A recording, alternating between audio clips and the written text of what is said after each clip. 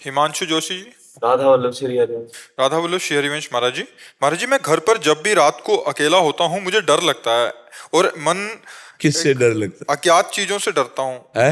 अज्ञात चीजों से मेरा मन डरता है। पूजा करते समय भी मेरे को भय लगता है महाराज। हाँ, इसी भय से हटने के लिए भगवान की आराधना है बच्चा। जिस समय कोई नहीं होता उस समय भगवान होते हैं ना। जब सर्वत्र भगवान है तो जहां तुम होते वहां होते हैं ना। हमारी बात का उत्तर दो। सर्वत्र हैं भगवान, तो रात में जब तुम अकेले होते हो तो भगवान होते हैं ना। सर्वशक्तिमान है भगवान, तो तुम्हारी रक्षा करेंगे क्योंकि तुम कंठी बांधे हो, भगवान के भक्त हो, नाम जप करते हो। तो डरना किस बात का? क्यों डरना? एक बार मृत्यु होनी है, दो बार तो होनी नहीं। तो जिस तरह जैसे जब जहां होनी वो होगी, तो यार निडर हो जाओ। डर डर के क्यों जीते हो? किससे डर लगता है? पता नहीं, जिस समय मैं आरती करता हूँ ऐसा लगता है पीछे कोई है, मैं बार बार पीछे देखता हूँ। अरे इस दिमाग को संभालो, नहीं तो परेशान कर देगा। ये बहुत खतरनाक दिमाग है। ऐसा कभी मत सोचो। जब तुम आरती कर रहे हो तब सोचो कि मैं जिनकी आरती कर रहा हूँ पीछे वो देख रहे हैं। कभी तो भाव होता है बड़े महाराज जी और आप हैं पीछे खड़े हैं, जी। और किसी समय भाव चेंज हो जाता है, फिर तो भय लगता है कि कोई है, बार बार पीछे देखना पड़ता है। भगवान है उस समय तो चक्र भगवान है। मैं बहुत ज्यादा परेशान हो गया। क्यों परेशान हो बच्चा? क्यों परेशान हो? वजन छूट रहा है इससे बहुत महाराज जी, बहुत परेशान। मेरा मन मनमानी आचरण भी करवाता है महाराज। हाँ, मेरा संकल्प बार बार टूट। हमारे हर प्रश्न का उत्तर नाम जप रहता है, क्योंकि नाम जप में अमोघ सामर्थ्य रहती है। देखो बच्चा, हम जब छोटे थे तब घर से भागे थे, तो गंगा किनारा तो बहुत जंगली इलाका हो। जब डर लगता भगवान का नाम जप करते, फिर धीरे धीरे ऐसे निडर हो गए कि लाश घसीट करके कुत्ते खा रहे और वही आराम से गंगा किनारे हम भी पड़े हुए। कोई भय नहीं कि मुझे काट लेगा, क्योंकि मुझे पता है अगर काटना होगा तो काट लेगा, चाहे जहाँ भाग के जाओ। और नहीं काटना तो इनके बीच में पड़ा रहूंगा, नहीं काटेंगे। कभी नहीं हुआ ऐसा। तो निर्भय रहो। गंगा किनारे भूत प्रेत रहते हैं, श्मशान होता ना, कभी कुछ नहीं बच्चा। जब अगर पाप है और हमें दंड भोगना है तो बिना भूत के भूत चढ़ जाएगा, जैसे आपके चढ़ा है। कोई है पीछे, अब कितना भय, सोने जा रहे हो कोई है पीछे। अब वो ना उसको नींद ना आएगी, वो अकेले। आप खेत ले जा सकते अकेले ले? नहीं नहीं, कुछ नहीं है, ये भ्रम है। कुछ नहीं है। जहां तुम्हें भय लगे वहां खड़े होकर देखो राधा राधा कौन है, कुछ नहीं। ए मन बेकार को भ्रम। कितनी बार काटता हूँ मन को, बहुत ज्यादा कोशिश करता हूँ, लेकिन और नाम जप बढ़ाओ, नाम जप बढ़ाओ। ये पूर्व का कोई संस्कार है जो आपको कष्ट दे रहा है, अज्ञान का है, और कुछ खास बात नहीं। हाँ, नाम जप करो, नाम जप करो। और तुम्हें बताए, तुम नर्सिंग हिंदी पढ़ लेते हो या संस्कृत भी पढ़ लेते हो? ये हद की संस्कृत पढ़ लेता हूँ। पढ़ लेते हो तो नरसिंह स्तोत्र तुम 2-4 महीना पाठ करो, फिर हमें बताओ।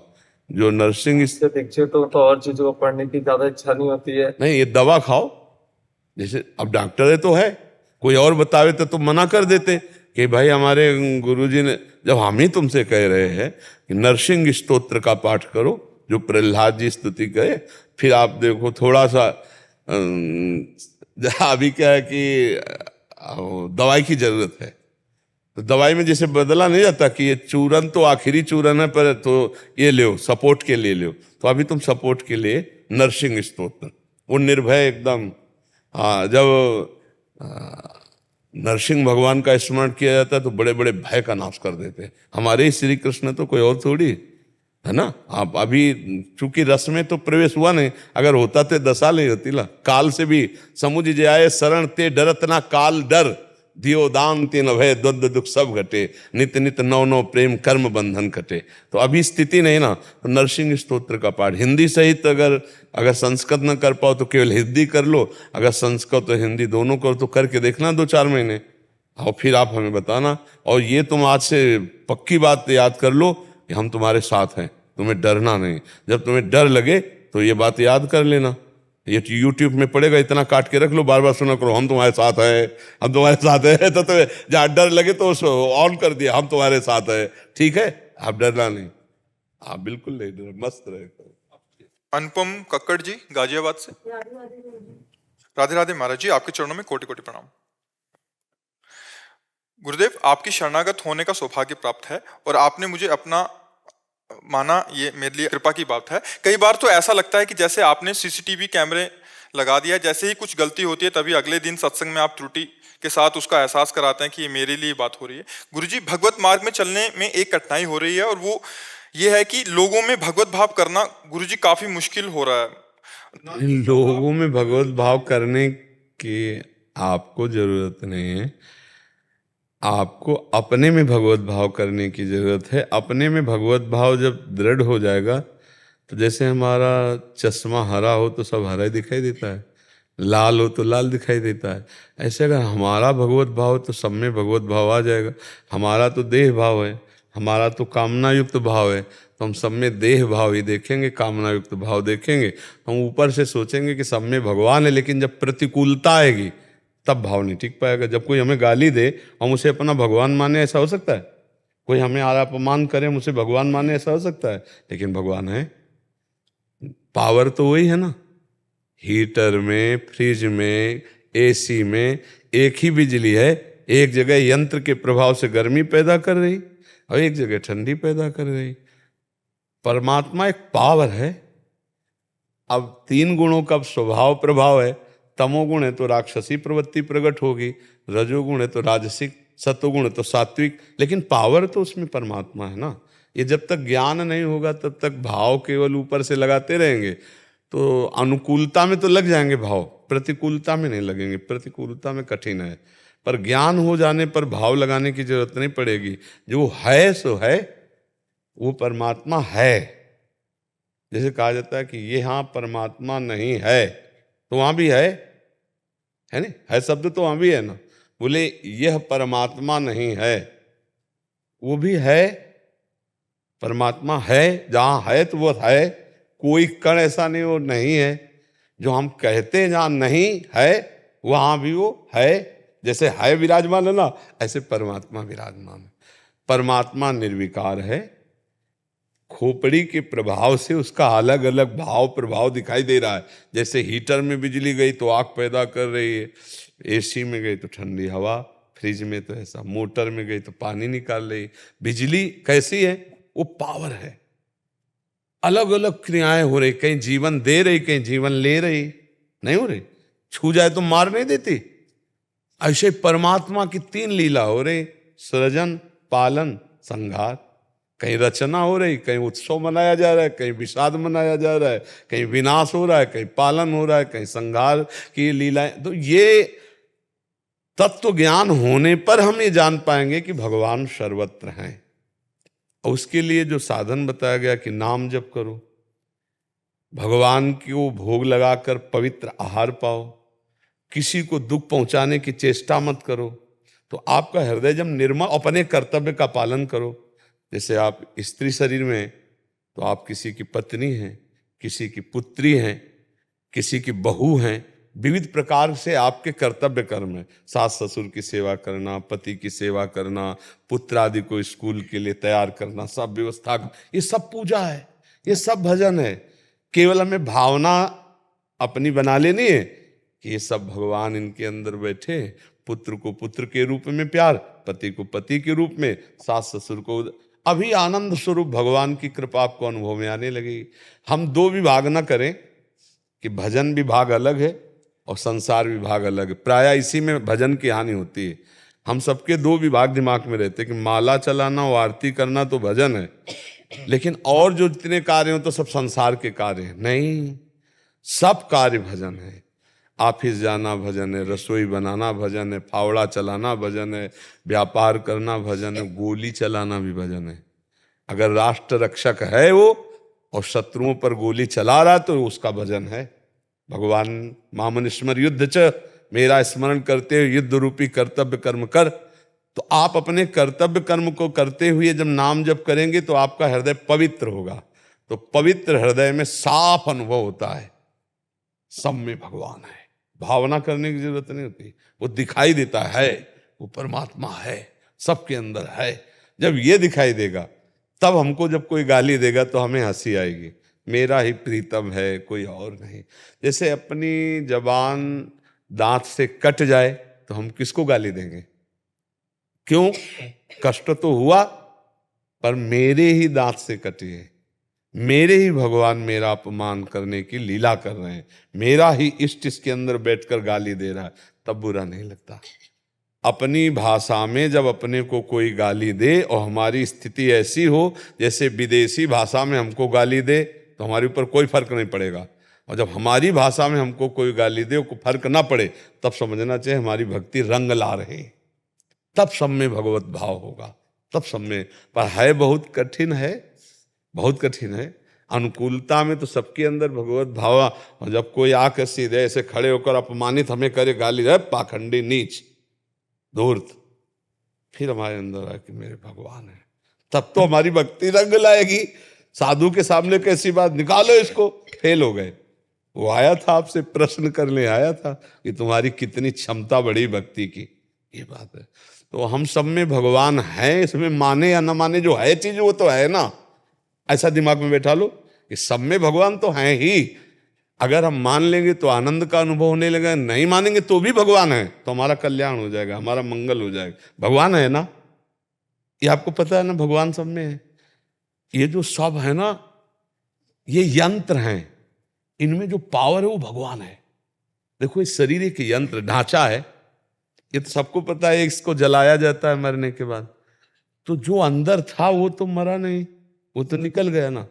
तो ये ढांचा है ना, तो ये ढांचे में जो काम करने वाला पावर है, आज तक किसी वैज्ञानिक ने उसका एक्सरा किया है क्या? उसकी तो बात जाने दो, मन का एक्सरा किया है? मन का एक्सरा हो सकता है भला? मन का कोई अल्ट्रासाउंड कुछ आज तक कोई, हमें लगता है अभी विज्ञान में इतनी सामर्थ्य नहीं आई है कि मन का कोई ऐसा है, क्योंकि हमें ज्यादा ज्ञान तो विज्ञान का है नहीं।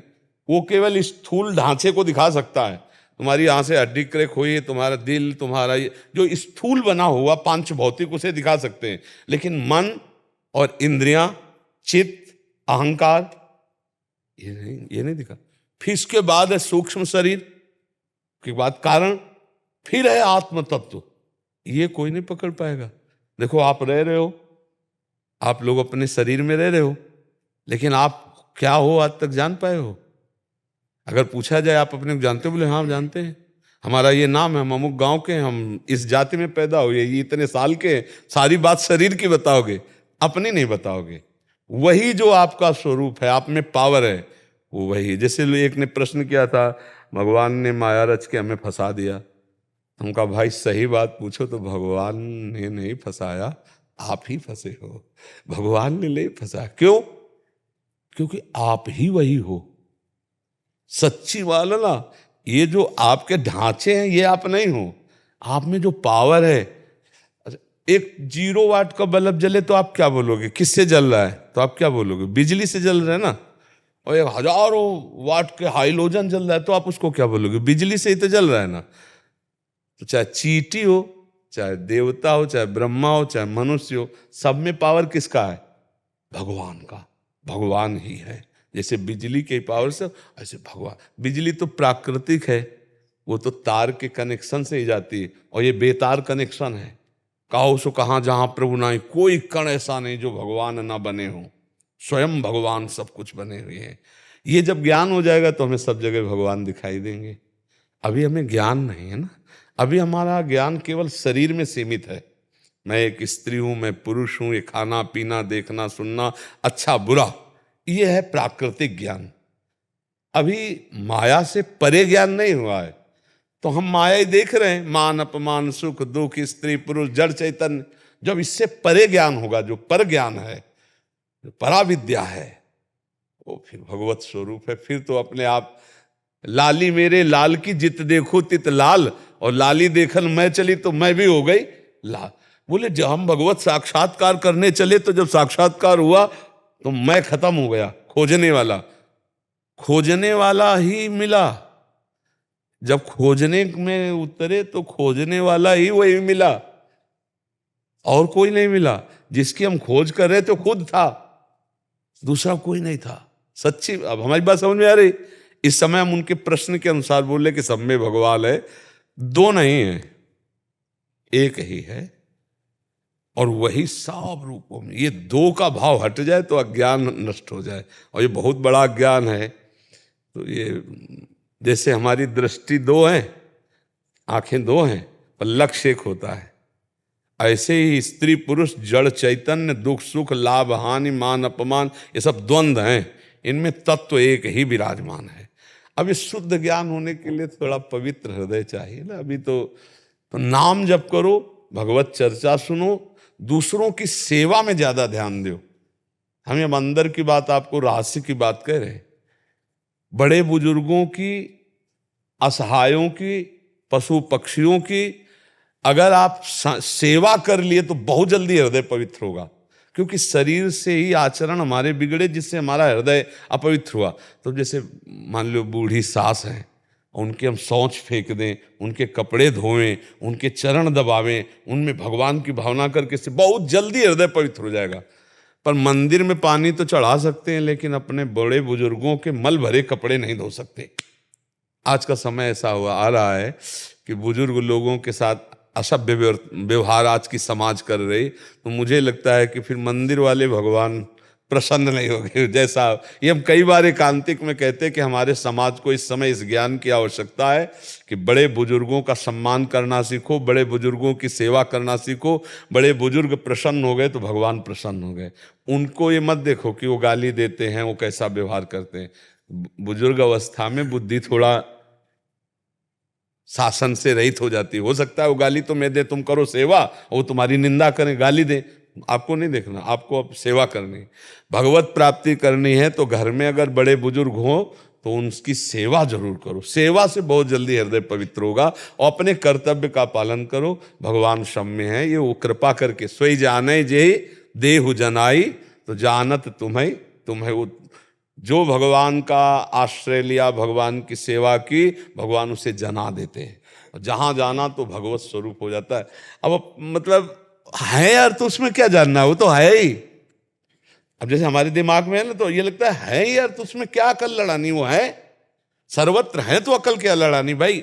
ना हो फिर आरोपित करना हो तो वो तो है ही है। भगवान तो सर्वत्र ही है, यहां भी है, यहां भी है, उनके सिवा कोई है ही नहीं। अब हमारा चूंकि हृदय अपवित्र है, आंखें जैसे खराब हो जाए तो सामने का अक्षर नहीं दिखाई देता तो ऑपरेशन करावे, चश्मा लगावे तो बढ़िया पढ़ ले।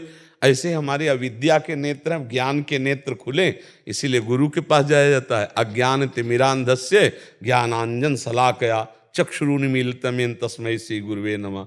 तो जो सत्संग मिल रहा है उसको सुनो, नाम जप करो, बड़े बुजुर्गों की सेवा करो, अपने धर्म से चलो, ज्ञान इसी से प्राप्त हो जाएगा। कठिन तपस्या करने वाला अब ना तो हृदय रह गया है और ना समय रह गया है। नाम जप के द्वारा ही बात बनेगी। जी। प्रीति जी चंडीगढ़ से। राधे राधे गुरु जी। गुरुदेव, किसी अपने के द्वारा विश्वासघात और दिल को चोट पहुंचाने के बाद मन में एक अजीब सी कड़वाहट भर जाती है उसके प्रति, जिससे हमारे उसके साथ जो गलत व्यवहार किया है। अगर हमारे साथ कोई विश्वासघात करता है तो हमने किसी के साथ विश्वासघात किया है। हमारा पक्की बात मान लेना, आप संशय मत करना, क्योंकि अगर हमारे द्वारा कर्म नहीं बिगड़ा है तो हमारे साथ कोई कर्म बिगाड़ नहीं सकता। अवश्य में भोक्तव्यम कृतम कर्म शुभाशुभम, इसीलिए कहा जाता है अपने कर्मों को सुधारो। को न काहू के सुख दुख कर दाता, निज कृत कर्म भोग सुन भ्राता। कोई किसी को सुख दुख देने वाला नहीं, अपने कर्मों का भोग जीव को भोगना पड़ता है। तो हमारे साथ विश्वासघात आज हो रहा है और हम कल को भूल चुके हैं, लेकिन कल हमने उसके साथ विश्वासघात किया था, तभी वो हमारे साथ विश्वासघात कर रहा। पक्का समझो, यहाँ हिसाब किताब बराबर करने के लिए आए हो तो कर लो, नाम जप करते हुए मुक्त हो जाओ। अब अगर उसकी निंदा करो, अब आप उसके आगे कार्यक्रम करो तो नया संस्कार बनेगा, वो आपको भोगना पड़ेगा। बिना हमारा कर्म बिगड़े कोई हमको दंड नहीं दे सकता, खुली आम बात है। अब हमको ज्ञान नहीं, बोले बेमतलब का उत्तर दे दिए, बोले कि तुम्हारे कर्म रहा होगा। अब चूंकि आपको ज्ञान नहीं है ना। अच्छा, अभी इसी जन्म की बात बताओ, 9 महीने माँ के गर्भ में रहे, आपको याद है कुछ? तो कितनी याद है? पूर्व जन्म की बात छोड़ो, हम इसी जन्म की कह रहे हैं। 9 महीना अपने माँ के गर्भ में हम सब रहे हैं, कुछ याद नहीं है कि क्या हालचाल थे आपके? माँ के गर्भ में कितना भयंकर कष्ट था, आपको पता है? मलमूत्र के बीच में कीड़े की तरह हम थे भाई। मलाशय मूत्राशय है उदर में, और वहीं तो खोपड़ी के बल से हमारा सृजन हुआ है। हमें याद है, बोला 1 सेकंड का अनुभव करके बताओ कि माँ के गर्भ में क्या। तो फिर पीछे के कर्म का कैसे याद होगा तुम्हें, जब इसी जन्म का याद नहीं? तो मानना पड़ेगा, बिना कर्म के हमें कोई सुख दुख नहीं दे सकता। अगर जैसे मान लो कोई पुत्र आया, ऐसा पवित्र आचरण करता है, ऐसे कार्य करता है, माता पिता देख देख के सुखी होते नहीं होते। और एक ऐसा आता है कि जन्म से ही कष्ट देना शुरू कर देता है, पैसा बर्बाद करना शुरू कर, पूरा जीवन नरक कर देता है। क्या हुआ? एक कर्म को भुगताने के लिए आया पाप कर्म को, तो दुख ही दुख देता चला गया। एक आया पुण्य कर्म को भुगताने के लिए कि उसके आचरण देख देख कर, उसका व्यवहार देख देख कर माता पिता का हृदय शीतल होता है। क्योंकि तुमने थोड़ी पुत्र की रचना की है, कि सब कोई चाहता है हमारा पुत्र हमें सुख देने वाला बने, तुम्हारे कर्म ने रचना की है। अब कोई ऐसे आते हैं कि जन्म से ही बीमारी शुरू हो गई, पैदा होते ही लाखों करोड़ों रुपए खर्चा हुए और फिर इसके बाद पधार गए, रुपया भी बर्बाद हो गया और चले गए। वो अपना कर्जा लेने आए थे। एक आया कि बचपन से कमाना शुरू किया और माता पिता को खूब सुख प्रदान किया, वो आया है हिसाब देने के लिए, वो हिसाब दे रहा है। हमारी बात मान लो, अध्यात्म के विषय की बात कह रहे हैं। यहाँ कोई किसी को सुख दुख नहीं देता, अपने कर्मों को हम भोगने के लिए आए। अब क्या करें? अपने कर्मों को भोग लें और नाम जप करके अगली फसल अच्छी कर ले। दूसरे को सुख पहुंचाए, हमने बेईमानी की है, उसी का फल भोगना पड़ता है। बोले हमारे साथ उसने विश्वासघात किया तो हमने पक्का विश्वासघात किसी के साथ किया नहीं, हमारे साथ कोई विश्वासघात नहीं कर सकता। क्यों? किसका प्रश्न था? महाराज जी उसके बाद ये पूछ रहे हैं कि जिसने हमारे साथ गलत किया होता है, फिर जब उसके साथ गलत होता है तो फिर हमें बड़ा अच्छा लगता है कि भगवान ने सही किया, तूने मेरे साथ किया तो। नहीं, उसका कर्म है, तुम्हारे से थोड़ी हो गया। क्यों? तुम्हारा बुरा किया तो इसके बाद उसका, अरे तत्काल थोड़ी किसी का दंड मिलता है। आप देखो कितने ऐसे आतंक फैलाने वाले लोग, दुष्ट स्वभाव के लोग बड़े बड़े अपराध करते हैं और तुमको आनंद में दिखाई देते हैं, बड़े सुखी दिखाई देते हैं। वो तत्काल थोड़ी, एक किसान फसल बोता है तो 4-5 महीना लगता है भैया। एक आदमी कत्ल करता है तो उसको 2-4-6 महीने लगते हैं न्यायाधीश को सजा देने के लिए। तो ये सरकारी काम है। अब आपका कोई बेईमानी की और तत्काल उसका एक्सीडेंट हो गया, हाथ पैर टूट गया, तो आप समझते हो कि आपका करने नहीं, उसका वो कर्म संयोग चल रहा है। तुम्हारा कर्म संयोग तुमको भुगतना, उसका कर्म संयोग। क्या एक भक्त को ऐसी भावना भी नहीं आनी चाहिए? नहीं करनी चाहिए, नहीं उससे करनी। उसको भगवत प्राप्ति में बाधा होती है महाराज जी। स्वयं के बाधा होती है। जो हमारा अपमान करे, जो हमारे साथ धोखा करे, अगर उसको कष्ट पड़े तो हमें भगवान से प्रार्थना करनी चाहिए, प्रभु उसकी बुद्धि शुद्ध कर दो, उसका मंगल करो नाथ, आप तो मंगल भवन है। तो उससे क्या होगा? उसका मंगल हो कि ना हो, आपका मंगल हो जाएगा। और आपको अच्छा लगा, भोगा ना, तो वो भोगेगा जो भोगेगा। अब आप जो नया कर्म कर रहे हैं ये आपके लिए बहुत महंगा पड़ जाएगा। इन बातों को कोई समझता नहीं ना, ये अध्यात्म का विषय है। उसको बड़ा सुख मिलता है कि देखा ना अपने कर्म का फल भोगा। और आप ये जो अब नवीन आपका चिंतन बन रहा है, दूसरे के प्रति द्रोह बन रहा है, द्वेष बन रहा है, ये आपको जलाएगा। इसलिए बहुत संभल के देखो, हम यहाँ आए मुक्त होने के लिए। ना हम यहाँ किसी का कर्जा लेंगे, ना किसी से किसी को कर्जा देंगे, ना हम कुछ यहाँ किसी से द्वेष करेंगे, ना किसी से मित्रता करेंगे। बचा के अपने आप को निकाल लो, वही जीवन मुक्त हो जाना है। अब ये कर्म फंसाता रहता है जीव, तो आगे जन्म फिर लेना पड़ेगा। पुनरपि जननम पुनरपि मरणम पुनरपि जननी जठरे शयनम। एक का खेल हो रहा है, दूसरा नहीं है। एक ही हम ये बात करें तभी सवाल हल होगा। जब आप याद रखोगे सूत्र की एक है, एको ब्रह्म द्वितीयो नास्ति, वही है। अब हमारे साथ जो भी बर्ताव कर रहा है वही परमात्मा कर रहा है, क्योंकि हमने ऐसे कर्म किए हैं तो उस काम को भोगाने के लिए वो विविध रूप रख रहा है। सच्ची मानिए वही है, बहुत कृपालु है। जो भी वो कर रहा है हमारा परम मंगल कर रहा है। हमें दूसरे भाव में आकर के अमंगल मनाना, हम अपने प्रभु का अमंगल सोच रहे हैं, हमारे ही प्रभु उसके अंदर बैठे हुए हैं। अच्छा, प्रभु निकल जाए तो शरीर बेकार हो गया, तो हम अपने प्रभु के लिए तो सोच रहे कि अच्छा बुरा है भोगे। अरे वो प्रभु की फिर आराधना क्या करना अगर दूसरे के लिए बुरा सोचे। प्रहलाद जी को जब भगवान प्रसन्न हुए तो प्रहलाद जी के हृदय में एक दुख था। उनका प्रभु कैसा भी हो है तो मेरा पिता, और आपसे द्रोह किया और आपने उससे मारा, प्रभु क्या उसकी सदगति हो जाएगी? उसने आपको तो उनका बेटा तुम्हारे जैसा पुत्र जिसके हुआ है उसकी सदगति अगर 21 पीढ़ियां होती तो तर जाती, तो है तो 21 पीढ़ियां ही नहीं है, क्योंकि वो तो सृष्टि के नजदीक ही है। भगवत पार्षद स्वरूप है सृष्टि के। कहा तुम्हारे जैसा पुत्र लेकिन प्रहलाद जी के हृदय में था ना कि मेरे पिता का उद्धार होगा कि नहीं, कल्याण होगा कि नहीं, क्योंकि प्रभु से द्रोह कर, भक्त के हृदय में द्रोह करने वाले के प्रति भी कल्याण भाव रहता है। और कितना सताया था हिरण्यकश्यप ने प्रहलाद जी को, पर प्रहलाद जी जब भगवान मिले तो बात क्या की कि मेरे पिता का कल्याण होगा कि नहीं, क्योंकि वो आपसे द्रोह करता था।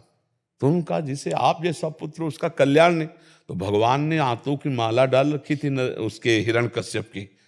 तो ऐसे मान लो प्रश्नवाचक दृष्टि से देखा कि तब उनका इन आंतों में अन्न पचा वीर्य बना, और तेरे जैसा माँ भागवत इसलिए मैं माला पहने हूँ हाथों की। बड़ा भयंकर रूप नरसिंह भगवान का था, फाड़ के हाथों की माला डाल। भगवान उन आंतों का आदर कर रहे हैं गले में डाले हुए कि इससे भक्त पैदा हुआ था, अन्न पचा था, वीर्य बना था इन्हीं आंतों से, तो ये भक्त पैदा हुआ था। वो आंतें परम पवित्र हैं। तो आप समझो भक्त का क्या स्वभाव होता है कि अपना अहित और अमंगल करने वाले का भी कल्याण होगा कि नहीं होगा, ये भगवान से पूछे। मतलब भाव यही था कि इनका कल्याण हो जाना चाहिए। तो हमको वही करना जो अपने गुरुजन बड़े भगत जन करते चले आ रहे हैं कि जो हमारा अपमान करत जे अनसहन निंदक तीनों पे अनुग्रह करें। भगवान इसको कभी दुख ना हो, गलती है उसकी, आप बुद्धि शुद्ध कर दो, आप बड़े हो, ज्ञान समुद्र हो, क्षमा कर दो नाथ, उसका मंगल हो। ऐसा भक्तों को पाया गया स्वभाव, तभी भगवान उनके अधीन हो गए। ऐसा नहीं पाया गया कि आप कष्ट भोगो, और भोगते हुए कष्ट देखकर वो भक्त के हृदय में दुख होता है। पर दुख द्रवई सुसंत पुनीता, अरे भगवान इसको क्यों कष्ट मिल गया। ऐसा हम किसी के भी कष्ट को देखकर हर्षित ना हो, ये हमारी साधुता या भक्ति नहीं है। दूसरे के दुख में दुखी होकर तत्काल हमें उपाय सोचना, क्या कर सकता हूं कि इसके दुख को मिटा दूं। अब मेरे पास तो कोई सामर्थ्य नहीं, तो हे भगवान इनके दुख का शमन करो, ऐसा व्यवहार रखना चाहिए। कुछ कहूँ आपसे? हाँ महाराज जी बताइए। मेरे मन में आपके दर्शन से अब ठाकुर जी जल्दी कृपा जल्दी मिल जाए, आप ही कृपा कर देते। महाराज जी अभी हम जो अभी बैच पहला गया उसमें यही कह रहे थे कि हम लोगों को किसी से आशीर्वाद मांगने की जरूरत नहीं, संत तो कृपा जरूर करते। हाँ, पर वो कृपा जो संतों की महापुरुषों की होती है वो केवल समझना है। हम निरंतर नाम में डूबे, हमें भगवान के दर्शन की भी इच्छा ना रखनी चाहिए।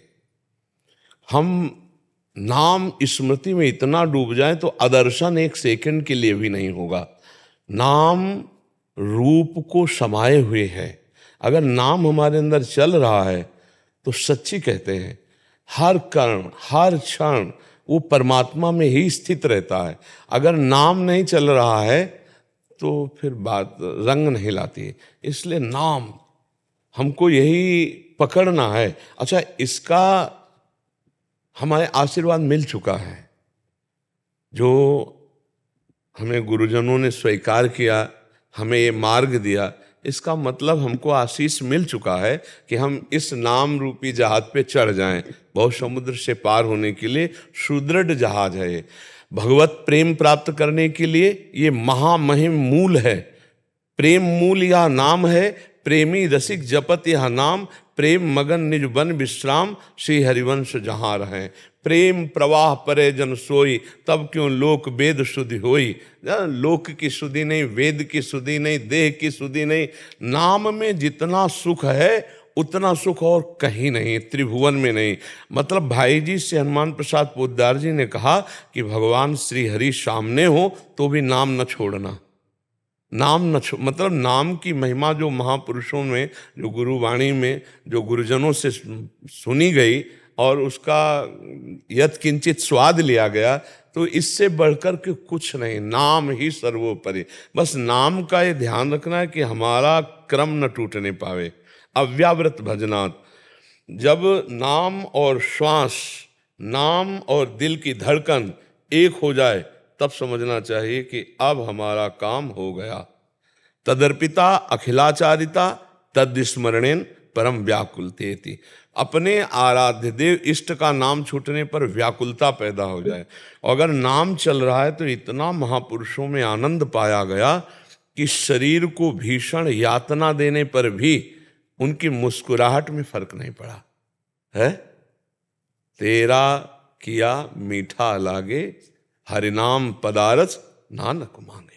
मतलब नाम में कितना सुख है कि बाहरी शरीर को शारीरिक दंड मिल रहा है और वो हंसते हुए मुस्कुराते हुए कह रहे हैं कि वाहेगुरु का किया मीठा लग रहा है, वाहेगुरु आपकी जय हो, वाह धन्य है। हमारी वाणी जी में लिखा हुआ है, जोई जोई प्यारो करे सोई मोहि भावे। मेरा प्यारा जो करता है वो बहुत मीठा लगता है, बहुत अच्छा लगता है। ऐसे गुरुवाणी जी में तेरा किया मीठा लागे, हरिनाम पदार्थ नानक मांगे। तो ये हमारे हृदय में बैठ जाए कि सब आशीषों का आशीष नाम है। हाँ, भगवत प्रेमी नाम जपक महात्माओं के संग से नाम जप की हमारे अंदर सामर्थ आती है।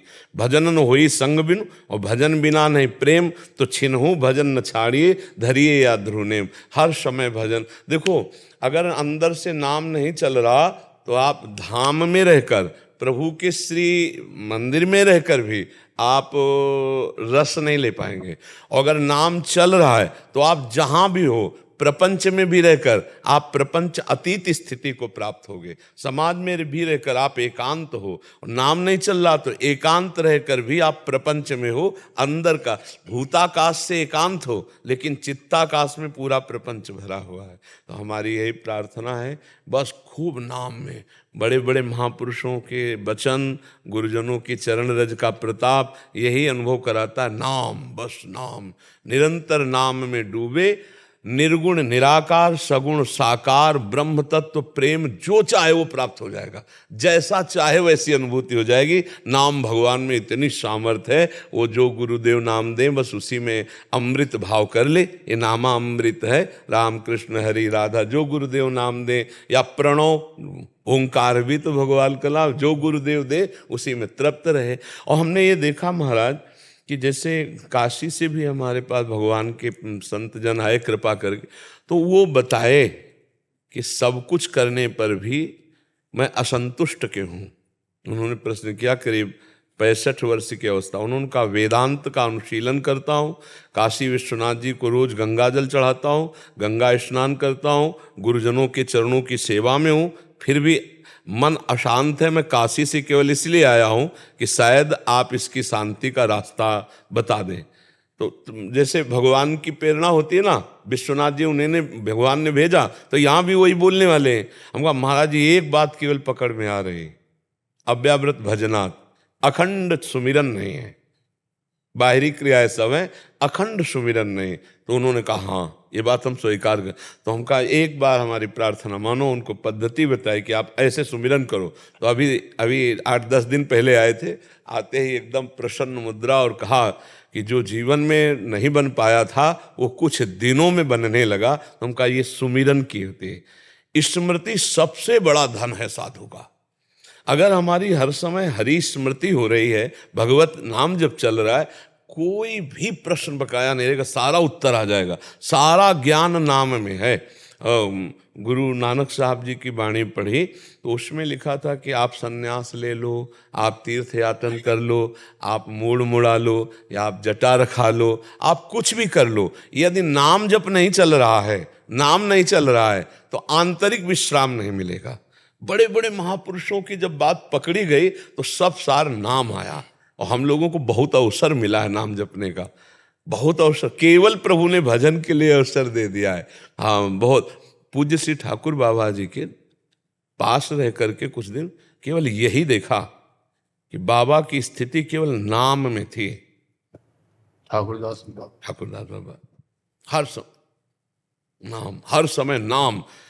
पूज्य करे वाले पूज्य रामदास बाबा, उनके समीप जब तो नाम, हम लोग आए हैं। हाँ, नाम में बिल्कुल। तो जो नाम में डूबे हुए महापुरुषों का, एक बार हम सेनपुर गंगा किनारे थे तो एक 80 वर्ष के महात्मा है और वो करवट पे पड़े रहते थे। प्रसाद पाने के लिए उठते, किसी से कुछ ना बोलना, वो करवट में, कभी दाएं कभी बाएं। तो उनकी दृष्टि देखकर मुझे लग रहा था कि ये मतलब प्रमादी नहीं है। एक होता प्रमाद में पड़े रहना, दृष्टि में दिखाई देता था कि भजनानंदी है। तो उनसे एकांत में पूछा कि महाराज जी, आप ना कभी कोई ग्रंथ पढ़ते हैं और ना आप कोई मंदिर में आरती पूजा होती है, ना आप उसमें सम्मिलित होते हैं, आप पढ़े रहते हैं और आपकी दर्शन से ऐसा लगता है कि आप केवल पढ़े नहीं रहते। तो हंस दिए हो और बोले देखो हर समय नाम चलाने की अब हमारी पद्मासन की अवस्था नहीं रही कि बैठ सकूं, तो मैंने अभ्यास किया है लेटे लेटे, हर समय या दाएं या बाएं करवट में होते थे, हर समय नाम में। जिन जिन महापुरुषों से भगवान की कृपा से मिलन हुआ, तो चाहे वो सन्यासी हो, चाहे वो वैष्णव वैरागी त्यागी हो, नाम में ही पाया।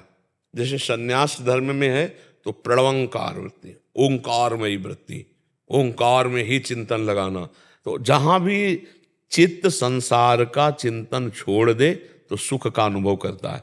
देखो जो नींद में 6-7 घंटे संसारी पुरुष सोता है और फिर कहता है आहा बहुत अच्छा लगा, उसका कारण है वो 6-7 घंटे संसार का चिंतन नहीं किया।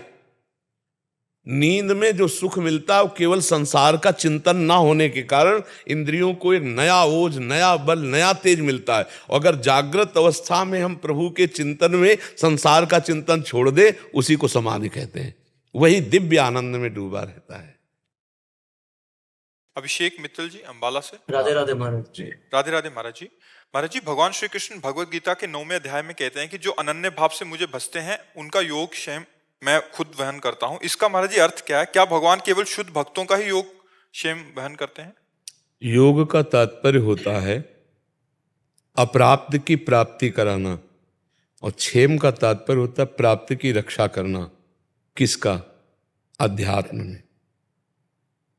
ये जो लौकिक योग क्षेम है, ये तो पाप और पुण्य के परिणाम स्वरूप आता जाता रहता है भक्तों के जीवन में भी। पुण्य के स्वरूप लौकिक सुख आते हैं और पाप के परिणाम स्वरूप दुख आते हैं। बड़े बड़े भक्तों के जीवन में देखे गए, लेकिन उनकी जो स्थिति भागवतिक है उसको गिरने नहीं दिया गया, उसमें उन्नति देखी गई। वो है योग। तेषाम सतत युक्तानाम भजताम प्रीतिपूर्वकम ददामि बुद्धि योगम तम येन माम उपयांति ते। जो सतत मेरा स्मरण है, मैं उनका बुद्धि योग करा देता हूं। बुद्धि की स्थापना हो गई। ये सत्य सच्चिदानंद सुख ही है, परमात्म सुख ही सत्य है। ये जितना सब नाटक है माया का, एकमात्र सच्चिदानंद भगवान सर्वत्र है। ये बाहरी आकार सब माया के। मत्ता परतरम नान्यत किंचिदस्ति धनंजय, ये योग प्राप्त हो रहा है। जो परमात्म तत्व में निश्चल मति हो जाना, इसे योग कहते हैं। किसी भी विकार का हृदय में किसी तरह प्रभाव ना पड़ पाना, इसे क्षेम कहते हैं। समझ रहे हो? भगवान निर्विकार स्थिति के द्वारा अपने भक्त की आध्यात्मिक उन्नति करते रहते हैं।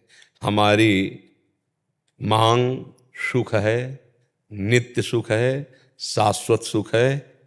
वो इनमें नहीं मिलने वाला, भोगों में, कि भगवान का भजन करे तो योगक्षेमम का निर्वाह, मतलब मैं जो चाहूँ भोग मिल जाए, मेरा परिवार अविनाशी हो जाए, मेरा मकान अविनाशी हो जाए, मेरी दुकान अविनाशी हो। नहीं, ये दुखालयम अशाश्वतम। बहुत मतलब ऑपरेशन वाला उत्तर है, ऑपरेशन वाला उत्तर है। यहाँ योग भगवान से बुद्धि का निश्चल हो जाना, क्षेम, किसी भी विकार का कोई भी प्रभाव हृदय में ना पड़ पाना, परमात्म स्थिति में रहना, ये अनन्यस चिंतयन्तु माम, इसका फल है। ये अनन्य चिंतन का ये फल है। अनन्य चिंतन का फल संसार की अनुकूलता प्रतिकूलता नहीं है। अनन्य चिंतन का फल अनुकूलता प्रतिकूलता में समतुल रहना, सम रहना, ये फल है। समझ पा रहे हो आप हमारी बात? हमारे जैसे अभी इतनी शुद्ध स्थिति तो भी है नहीं, तो मतलब मैं तो बहुत ही तो वो तो कह रहे हैं मैं प्राप्त कराऊंगा ना, वो करवाएंगे ना। आप केवल अनन्य चिंतन करो ना। वो भी नहीं होता महाराज जी। नाम जब भी करता हूँ फिर भी अनन्य नहीं होता। टेंशन रहती है कि आगे। हाँ, नहीं, सुनो सुनो सुनो, नहीं होता तो होने के लिए ही तो सत्संग मिला है, होने के लिए ही तो मानव देह मिला है, होने के लिए तो आप में बुद्धि मिली है। कोई देवता आके थोड़ी करेगा, हम ही को तो करना है। इसीलिए हम सत्संग में प्रायः कहते हैं, ए भाई, हमारे भगवान की बड़ी कृपा है आपके ऊपर, शास्त्र और गुरुजन संतों की भी बड़ी कृपा है आपके ऊपर। आप अपने ऊपर कृपा कर लो, आप अपने ऊपर कृपा कर लो कि हर समय राधा राधा रटो, कृष्ण कृष्ण रटो, राम राम रटो, ये आप कृपा कर लो। हर समय विषय चिंतन कर सकते हो, भगवत चिंतन क्यों नहीं कर सकते? चिंतनीय तो वही है और चिंतन क्रिया भी वही हो रही है। उस क्रिया से असत चिंतन करते हो तो सत चिंतन क्यों नहीं कर सकते? गाली बोल सकते हो तो रामकृष्ण हरि क्यों नहीं बोल सकते? हाथों से जब ताकत है कुछ कर सकते हो तो अच्छा क्यों नहीं कर सकते? बुरा क्यों करो? समझ रहे ना? अब कहते हमसे होता ही नहीं है तो फिर कर्म भोगो अवश्य में भोक्तव्यम कृतम कर्म शुभाशुभम। अगर लाभ लेना है तो कदम बढ़ाइए ना। अब आप आर्मी में जाइए और कह दीजिए देखो हमारी कोई परीक्षा मत लेना, मैंने दौड़ सकता हूं ना गोली चला सकता हूं पर मैं आर्मी में होना चाहता हूं, तो क्या करेंगे जानते हो? धक्का मार के बाहर निकाल देंगे। नहीं निकाल देंगे? प्रभु के यहाँ धक्का तो नहीं लगाया जाएगा, लेकिन धक्का मार के ऊपर चढ़ाया जाएगा। ऐसे वचन बोले जाएंगे, ऐसी व्यवस्था कर दी जाएगी, ऐसी परिस्थिति कर दी जाएगी कि मार गई एक बचेगा, श्री हरि शरणम। इसलिए देखो कायरता मत करो, मेरे से तो होने वाला नहीं, मैं कर नहीं सकता, ऐसा नहीं। हम भगवान के अंश से कुछ भी कर सकते हैं, हमें अपार पावर है, हम अपनी पावर को जाने और जागृत करें, इसीलिए सत्संग मिला है। ये ऐसे अर्जुन से भगवान कह रहे कायरतापूर्ण वचन मत बोलो, उत्तिष्ठ, खड़ा हो जा, चढ़ा प्रत्यंचा गांडी पर, काट इनकी गर्दनें। समझ, भगवान तुम्हारे अंदर बैठे हुए हैं, सब पावर है, तुम जो चाहो कर सकते हो।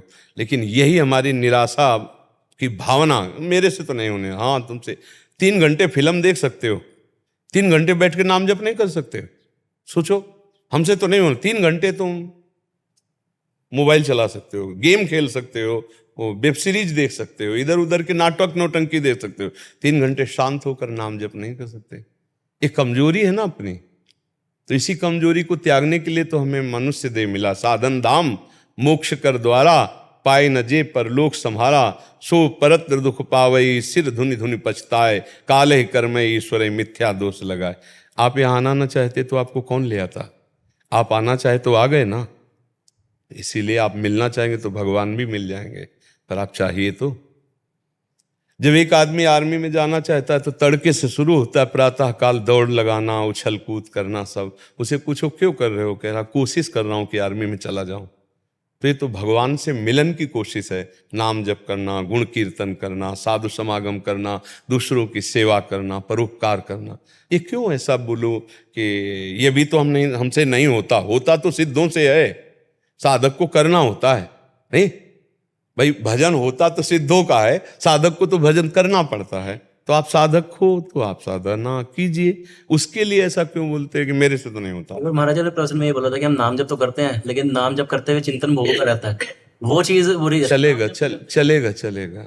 जबान में आ गया ना, या नमक रख लो या मीठा रख लो, तो स्वाद फिर उतर के जबरदस्ती कंठ के नीचे चला जाएगा। जबान में कुछ भी रख लो, उसका प्रभाव यहां तक आ जाएगा। तो यहां राधा राधा चल रहा ना, तो कंठ फिर सब जगह पहुंच जाएगा। एक दिन चिंतन न बदल जाए तो देखना, स्वाभाविक नाम का प्रभाव है। जैसे जहर का प्रभाव है मारण शक्ति, अग्नि का स्वभाव है दाहिका शक्ति। जान के छू, अनजान में छू जाओ या जबरदस्ती कोई छुआ दे तो अग्नि में दाहिका शक्ति वो जला के रख देगी। जहर में मारण शक्ति है, प्यार से पिला दें, धोखे से पिला दें, जबरदस्ती पिला दें, या आप स्वयं पी जाइए, वो आपको मार देगी। अमृत में अमर करने की शक्ति है। तो भगवान के नाम में तारण शक्ति है, वो जीव का निस्तार कर देती है। नाना प्रकार के कुकर्मों से, दुखों से, अविद्या से, शरीर बंधन से मुक्त कर देता है। भाव कुभाव अनख आलसहु, नाम जपत मंगल दिश दसहु। दशों दिशाएं आनंदमय हो जाएंगी। आज जबान पे आया, कल कंठ पे आएगा, परसों हृदय में आएगा, चिंतन परिवर्तित कर देगा। जैसा आपका है ऐसा हमारा भी था। भाई बचपन से भगवान के मार्ग में लगे तो प्रारंभ में थोड़ी निरंतर चल रहा, हम भी रोए हैं भगवान से। धीरे धीरे धीरे धीरे धीरे शांत हो जाता है। जैसे मन को खुराक ना मिले तो फिर वो शांत हो जाएगा। आग को घी ना मिले, फूस ना मिले तो शांत हो जाएगा ना। दीपक उतने जलेगा जितना तेल है, बत्ती है, और जहां तेल खत्म हुआ तो बत्ती को खा के अग्नि शांत हो जाएगी। ऐसे वासना भस्म हो जाती है। जो दुर्वासना है ना, उसकी क्रिया ना हो तो धीरे धीरे धीरे उस भस्म हो जाएगी। और अगर क्रियाओं में उतर गए तो फिर वो आपको नष्ट कर देगी। दुर्वासना मम सदा परिकर्षयन्ति। अर्पिता जी जयपुर राजस्थान से। राधे राधे महाराज जी, आपके चरणों में कोटि कोटि प्रणाम। महाराज जी, आपसे सुना था कि नाम जब पहले मन निर्मल करता है, पर मुझे डर लगता है कि कहीं ये जन्म मन निर्मल होने में ही ना चला जाए। पता तो नहीं हमें कितना क्या संचित- फर्क पड़ेगा? अगर हम आज राधा बोल रहे हैं, हमारा अभी शरीर छूट जाए तो हमें भगवत प्राप्ति हो जाएगी। जब पुत्र के बहाने नारायण बुलाया तो भगवत प्राप्ति हो गई ना। तो हम जानबूझकर राधा बोल रहे हैं, हमारी अभी श्वास निकल जाए, भले मन मलिन है, तो हमें भगवान की प्राप्ति हो जाएगी। जड़ भरत जी फिर अंत में कैसे रहेंगे? आए जड़ भरत जी फिर कैसे रह गए? असिल बात, भजन छूट गया और केवल हिरन का चिंतन करने लगे। आप भागवत को पढ़ना, वो हिरन में चूंकि अपने पुत्रों का त्याग करके आए थे ना, पुत्र परिवार का, तो भजन में लगे और हिरन के बच्चे में इतनी ममता हो गई कि जो पुत्र पत्नी और सबका प्यार था ना, सीधे हिरन पे लग गया। अब ना एक बार भी नाम जपना था और ना एक बार कोई भगवत सेवा थी। हर समय हिरन को कान्हे में चढ़ाए और घास को खिलाना, उसको दुलार कर, वो जब अपनी छोटी छोटी सींगों से ऐसे करता तो उनको लगता राजपुत्रों का सा प्यार मिलता। मोह ममता अभी नष्ट हुई नहीं थी और पूरी की पूरी हिरन में लग गई। तो जब मर रहे थे तो हिरन का ध्यान कर रहे थे। उन्होंने पूरे जीवन भर भजन किया, पूरे जीवन भर भजन किया जैसे जड़ भरत जी। नहीं किया, पूरे जीवन नहीं किया। अजामिल के साथ नहीं, आप समझना, अजामिल पूरे जीवन वैश्यागमन किया, लेकिन अंतिम समय नारायण बोला। और ये पूरे समय राज कर्मचारी, पूरा संभालना, चक्रवर्ती सम्राट पद संभालना, लड़का बच्चा परिवार, धर्म से चलना। अब भजन करने के लिए गंडकी नदी के किनारे आए थे, थोड़ा भजन हुआ, वृत्ति हिरन में फंस गई, अगला जन्म हिरन का बने। तो जो भजन हुआ वो नष्ट नहीं हुआ, वो हिरन के शरीर में भी जागृत हुआ और भजन हुआ, और अगला जन्म सिद्ध पुरुष के रूप में जड़ भरत जी के रूप में प्रकट हो गए। भजन ने छोड़ा नहीं उनको, लेकिन उन्होंने भजन छोड़ दिया था, इसलिए हिरन बनना पड़ा, नहीं तो सीधे भगवान की प्राप्ति होती। अजामिल ने सीधे नारायण शब्द उच्चारण किया ना, तो उसके चिंतन में भगवान नहीं थे, उसके चिंतन में पुत्र था, लेकिन निकला नारायण। नाम की इतनी महिमा है कि उसी समय भगवान के पार्षद आ गए और कहा मेरे स्वामी का नाम नारायण है। जब इसने नारायण नाम उच्चारण किया तो सारे पाप नष्ट हो गए और अंतिम समय में भगवान का नाम उच्चारण करने वाले को भगवत प्राप्ति होती है। काम ना रह जाए गुरु जी, आए? काम ना रह जाए चाहे भले, सब काम बन जाएगा। एक दिया सलाई पहाड़ जैसी रुई को एक क्षण में नष्ट कर देती है। तो अंतिम समय में यदि रामकृष्ण हरि निकल जाए, वो भी ना निकल रहे, कोई सुना दे तो उसे भगवत प्राप्ति हो जाएगी। ऐसा है। महात्मा बुद्ध पूरी जिंदगी भटकते रहे और जब वो कहाँ मोती वृक्ष की नहीं बच्चा, तुम गलत समझ रहे हो। अभी तुम बाहरी दशा में बोल रहे हो। महात्मा बुद्ध की स्थिति को जानते हो? महाराज, तो भगवान के अवतार है महात्मा। लेकिन जब वो बोधि वृक्ष के नीचे बैठे, बच्चा, बोध की एक अभ्यास वृत्ति दिखाना, जैसे भगवान श्री कृष्ण संदीपनी ऋषि के नीचे बैठे हुए हैं, तो क्या अज्ञानी बैठे हुए हैं? जिनके श्वासों से चारों वेदों का प्रादुर्भाव हुआ, वो भगवान गुरु शिष्य की परंपरा का निर्वाह करते हुए नीचे बैठे हुए। ऐसे महात्मा बुद्ध भगवान के अवतार। बच्चा महाराज जी मैं ये पूछ रहा था, महात्मा बुद्ध जैसे जिस दिन ठाने दृढ़ संकल्पित हुए कि मुझे आज भगवत प्राप्ति करनी है, तो उसी रात को उनको भगवत प्राप्ति, रात्रि नहीं, बहुत समय लगा। उन्होंने जब ये कहा कि मेरी हड्डियां चाहे गल जाएं, भगवत प्राप्ति नहीं थी, स्वरूप बोध। भगवत प्राप्ति का एक अलग स्वरूप होता है, स्वरूप बोध का अलग होता है। लेकिन एक सिद्धांत सबके लिए रखा गया है, अंतःमति सोगति। एक तो है तपस्या करके जीते जी भगवत प्राप्ति करना, एक है कि अब जैसे अभी तक आपका जीवन गया, अब आपको लगा मेरे से वो तपस्या तो होगी नहीं, जितेंद्रियता होगी नहीं, तो हे भगवान मैं आपकी शरण में हूँ और राधा राधा राधा राधा राधा राधा राधा, और अभी प्राण छूट जाए, मान लो कभी छूट जाए, तो आपको भगवत प्राप्ति हो जाएगी।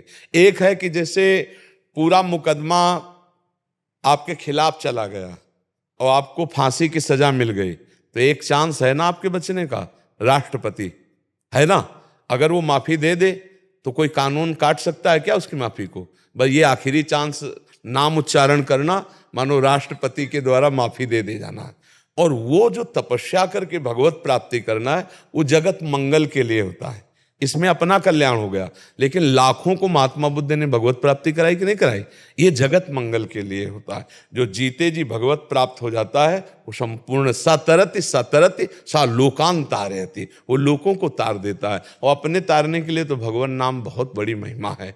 अंतिम समय यदि किसी बहाने से नाम निकल जाए तो भगवान की प्राप्ति हो जाती है। इसके लिए निरंतर प्रयत्न करो। इसीलिए निरंतर नाम जप किया जाता है। समय का तो कोई पता ही नहीं है। हाँ, कब हमारा शरीर छूट जाए उसका पता नहीं ना, तो इसलिए हर समय रात दिन उठते बैठते नाम जप करते रहें तो हमारा कल्याण हो जाएगा। कहते हो जैसे आप अलग हो, शरीर अलग है, जैसे हमारा भी तो सच्चा स्वरूप वही होगा। हाँ, बिल्कुल वही है। ढूंढने के लिए यहाँ पर क्या है कि मलिन अंताकरण होने के कारण अपने को यही समझ में आता है कि मैं पुरुष हूँ, मैं स्त्री हूँ, मैं ये शरीर हूँ। ऐसा लगता है जैसे हम पानी पीते हैं तो ये प्राणों का धर्म है, लेकिन लगता है ना हम पीते हैं, हम खाते हैं। देखो बच्चा, बातें बनाना तो अलग बात है, लेकिन शरीर का राग हटाना बहुत कठिन बात है। संत महात्मा पूरे जीवन राग हटाते हटाते पूरा जीवन जन्म जन्म मुनि जतन कराही, यत्न कराते रहे। हाँ, अगर भगवान की कृपा हो जाए और गुरु की कृपा हो जाए तो ज्ञान हो जाए तो ये ऐसे शरीर दूर दिखता है जैसे आप मोटरसाइकिल पे बैठे हो तो मोटरसाइकिल अलग है और आप अलग हो, है नहीं? कार पे बैठे हो तो कार अलग है, आप अलग हो। ऐसे हम शरीर पे हैं तो शरीर अलग है, हम अलग हैं। पर हमारी शक्ल विकार गुरुजी उन पे काबू, बहुत जोर का अहंकार जो है ना, देहाभिमान जिसे कहते हैं, यही हमको फंसाए हुए, देहाभिमान ही हमें फंसाए हुए। ये देहाभिमान भगवान ने कहा गुरुजनों संतों के पास जाओ, साष्टांग दंडवत करो, प्रणिपातेन, दैन्य हो के उनसे प्रश्न करो, जो वो साधना बतावें वो साधना करो, तो आपके अंदर ज्ञान प्रकट हो जाए तो आप ही परमात्मा स्वरूप हो। जो तीसरा जन्म जड़ भरत जी का हुआ तो कोई साधना नहीं करनी पड़ी, ब्याज सहित भजन उनको ब्रह्मबोध करा दिया। भजन ऐसा बड़ा कि वो ज्ञानी महात्मा के रूप में जन्मे। जो जड़ भरत जी का स्वरूप है वो ब्रह्मबोध संपन्न महापुरुष का है। कि जो जैसे पूर्वज संत रहे हुए हो, तो मुझे थोड़ा सा लाभ प्राप्त होता है गुरुजी इसमें भगवत प्राप्ति में। हाँ, कुल परंपरागत यदि संत है ना तो उन संतों की कृपा से हमको तो सौभाग्य मिलता है, जगत को भी सौभाग्य मिलता है। जैसे हमारे कुल में बाप बाबा परबाबा संत रहे ना तो उनके परमाणु हमारे अंदर, खून तो उन्हीं का है ना, तो जरूर हमारे अंदर भगवत प्राप्ति की लालसा, भगवत भक्ति की लालसा। जैसे इस शरीर के बाबा सन्यासी, पिता सन्यासी बाद में हुए, मामा सन्यासी, नाना सन्यासी, तो बचपन से हम भी बाबा जी, तो आगे और जो लड़का बच्चा परिवार में हुए ना वो भी बाबा जी। क्योंकि जिनके परिवार में जैसा तो फिर वैसे ही भाव बनता है। तो अगर हमारे परिवार में कोई संत महात्मा ऋषि मुनि हो गया तो हम लोगों में परमाणु आएंगे, क्योंकि हम लोग उन्हीं के अंश से आए ना। मान लो बाबा तो पिता में उनका अंश आया, पिता से आप में आया, तो आपके अंदर सात्विक भाव होंगे। तो जैसे अगर भगवान की कृपा से किसी कुल में भगवान का भक्त जन्मा है तो सो कुल धन्य उमा सुन, वो कुल ही धन्य हो जाता है। उस कुल में जो जन्मेगा उसमें परमाणु रहेंगे भागवतिक। यदि वो अपने को संभाल ले, मान लो आप अब शराब ना पियो, मांस ना खाओ, बेविचार ना करो, गंदी बातें ना करो, तो आप में स्वाभाविक वो भाव आ जाएगा भगवत मार्ग वाला, क्योंकि आपके कुल में वैसे रहे नहीं। या वैसे भी देखो संसारिक, अगर आर्मी में फौज में कोई रहा है ना तो उसके परिवार में फौज में जरूर होगा, क्योंकि परिवार का ऐसा रंग चढ़ता है। तो ऐसे ही भगवत भक्त अगर रहा है तो उसके परिवार में कोई ना कोई भगवत भक्त रहता है, क्योंकि उसकी कृपा रहती है, भगवान की उस कुल में कृपा रहती है जी।